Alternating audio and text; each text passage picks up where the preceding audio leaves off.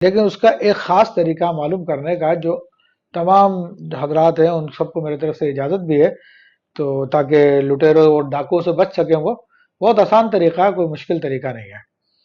کوئی بھی مریض جس کے بارے میں ہم معلوم کرنا چاہتے ہیں اس کو جنات ہے یا نہیں ہے، جادو ہے یا بیماری ہے، تو اس کا پہنا ہوا کپڑا لے لیجئے، جو یا کوشش کریں کہ جو 24 گھنٹے پہلے ہی پہنا ہو، اس سے زیادہ پرانا نہ ہو، ورنہ ہو تو اس پہ بھی سکتا ہے، لیکن کوشش کریں کہ یہ تازہ پہنا ہوا کپڑا ہو۔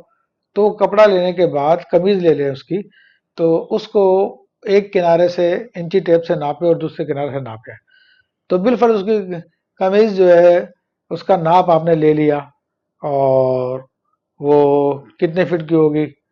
40 انچ کی ہو جاتی ہے۔ چلیں 40 انچ کی ہو گئی ہے۔ اس کے بعد اس کے اوپر 21 مرتبہ آیت الکرسی پڑھ کے دم کر دیں، اس نیت کے ساتھ کہ تاکہ ظاہر ہو جائے کہ اس کے ساتھ کیا معاملہ ہے، صرف اتنا کرنا ہے۔ صحیح۔ تو اس کے بعد اس کو جو ہے لپیٹ کے رکھ دیں، اور اس کے بعد کچھ دیر بعد اس کو کھولیں، اور کھولنے کے بعد پھر اس کو انچی ٹیپ سے ناپیں۔ صحیح۔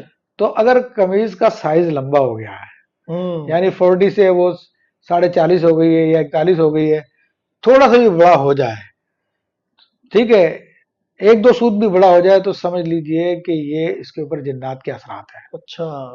اور اگر کپڑا چھوٹا ہو جائے، چاہے 1-2 سوت چھوٹا ہو جائے، تو سمجھ لیجئے کہ اس پہ جادو کے اثرات ہیں۔ اور اگر نہ چھوٹا ہو نہ بڑا ہو، جیسا تھا ویسا ہی ہے، تو اس کے اوپر جسمانی بیماری ہے۔ اچھا، کیا بات ہے، یہ تو یہ بہت آسان زبردست طریقہ ہے۔ طریقہ ہے، تو بہت آسان طریقہ ہے۔